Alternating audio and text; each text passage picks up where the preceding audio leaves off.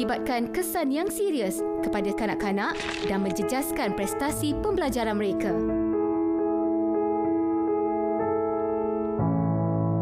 Kamu gatal, bukankah kau sudah berpunya? Jangan pernah engkau mencoba.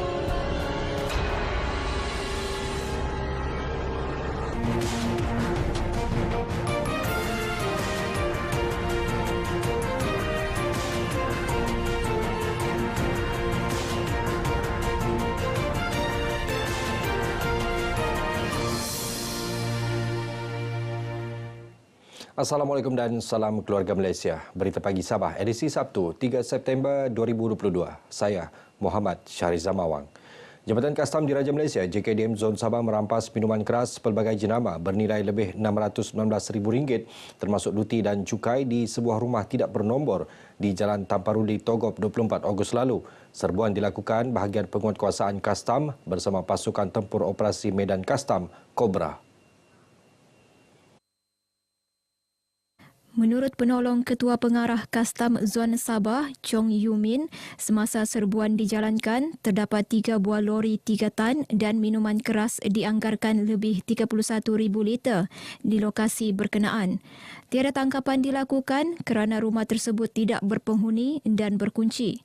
Modus operandi bagi kes adalah menyimpan barang-barang tidak berkastam di dalam rumah yang dijadikan transit sebelum pengedaran dilakukan menggunakan lori 3 tan jenis bonded truck bagi mengelak dikesan pihak berkuasa. Hasil pemeriksaan lanjut ke atas rumah tidak bernombor dan lori-lori yang berada di kawasan rumah tersebut telah menemukan sejumlah minuman keras pelbagai jenama dianggarkan sebanyak 31,775,04 liter yang disyaki barang-barang tak berkastam. Beliau bercakap dalam sidang media di Wisma Penguatkuasaan Kastam Sepanggar, Kota Kinabalu. Kes disiasat di bawah Seksyen 135-1-D Akta Kastam 1967. Penduduk dalam kawasan Dewan Undangan Negeri Dun Sekong berpeluang mendapatkan barangan keperluan harian menerusi program Jualan Murah Keluarga Malaysia JMKM yang dilaksana di kawasan itu. JMKM diadakan setiap bulan pada minggu pertama dan keempat sehingga hujung tahun ini di Pasaraya Gemilang Bandar Midtown, Batu Empat, Sandakan. Sehubungan itu, Pegawai Kemajuan Masyarakat Kawasan Dun Sekong, Katizah Ibrahim berharap penduduk di kawasan terbabit memanfaat peluang tersebut untuk membeli barangan keperluan pada harga lebih murah. Saya minta dan berusaha untuk mencadangkan satu market yang terdekat dengan kawasan kami sekarang di peringkat perbincangan. Kalau dapat kami akan buat bermula bulan September hingga Disember. Beliau ditemui pemberita selepas meninjau program JMKM di Sandakan. Pelaksanaan JMKM ini turut disokong pengusaha pasaraya. Pelanggan regular kami dan pelanggan yang memang tidak ada dari beberapa kawasan yang tidak kenal kami pun jadi kenal kami lah. Dan barangan kami yang apa memang kami dapat beri kepada semua pelanggan, terutamanya 8 barang tersebut ni, dan mereka pun datang ke sini kenal kami dengan dapat membangunkan lagi lah kami punya supermarket ini. Sebanyak 8 barangan tersenarai dalam program Jualan Murah Keluarga Malaysia Dun Sekong, antaranya beras, minyak masak dan telur ayam. Sambutan ulang tahun kemerdekaan yang diadakan setiap tahun perlu dihayati maknanya oleh setiap rakyat di negara ini. Ia penting untuk membina kesedaran serta jati diri kukuh dalam kalangan pelbagai kaum sesuai tema Hari Kebangsaan tahun ini, Keluarga Malaysia Teguh Bersama. Sehubungan itu, Ketua Parti Peribumi Bersatu Malaysia Bersatu bahagianlah Datuk Abdul Hakim Gulam Hassan mengajak rakyat tanpa mengira perbezaan agama, bangsa dan fahaman politik untuk sama-sama mempertahankan tanah air tercinta. Kita mengharapkan generasi muda hari ini supaya menghayati arti kemerdekaan. Kerana kita sedia maklum negara kita ini merdeka dengan keringat dengan darah dan air mata para pejuang-pejuang terdahulu. Dan kita harap generasi muda dapat meneruskan perjuangan mereka. Beliau menyatakan demikian kepada pemberita RTM selepas merasmikan Tengku Riders Merdeka Camp 2022 di Pulau Buta Ekoturism Tunku, Lahad Datu. Mengenai program itu, Abdul Hakim berkata ianya merupakan program terbaik bagi menarik minat generasi muda selain mengeratkan hubungan silaturahim dalam kalangan peserta menerusi pelbagai aktiviti yang dilaksana. Kira-kira 13 buah rumah melibatkan 11 buah di Kampung Padas Valley dan 2 di Kampung Bakau Beaufort perlu dikosongkan bagi pelaksanaan projek Lebuh Raya Pen Borneo untuk jajaran Beaufort Sipitang. Penduduk terlibat akan dipindahkan ke lokasi baharu iaitu 1 km dari jalan utama projek Pen Borneo. Menurut Ahli Dewan Undangan Negeri Adun Lumadan Ruslan Muharam, Jabatan Tanah dan Ukur Daerah Beaufort akan memulakan kerja-kerja mengukur lot tanah berkenaan dalam tempoh 2 minggu ini. Penduduk dijangka boleh memulakan pembinaan rumah 3 bulan selepas kerja-kerja mengukur selesai. Jurukur daerah telah pun mengenal pasti dan kita telah putuskan di peringkat ilusi bahawa kawasan ini memang kawasan yang yang kosong lah, tanah kerajaan, dan telah pun dibagi lot setiap pemilik rumah diberi kepada mereka seluas 60 kali 60 kaki untuk mereka membina rumah mereka lah. Beliau ditemui pemberita RTM semasa lawatan cadangan tapak pemindahan rumah penduduk terlibat pelaksanaan projek Pan Borneo di Beaufort. Mengenai pelaksanaan projek Pan Borneo di kawasan ini, Ruslan memaklumkan ianya berjalan lancar. Bajet 2023 diharap menjadikan lebih banyak insentif dan kemudahan bagi merangsang pertumbuhan ekonomi selain mengekang impak inflasi dan kos sara hidup. Itu antara harapan yang disuarakan rakyat negeri ini. Saya mengharapkan kepada bajet ini akan menjumuskan kepada warga B40, bermaksud B40 boleh menerima segala kewangan seperti kewangan keluarga Malaysia ditambah baik dan boleh menempatkan segala golongan B40.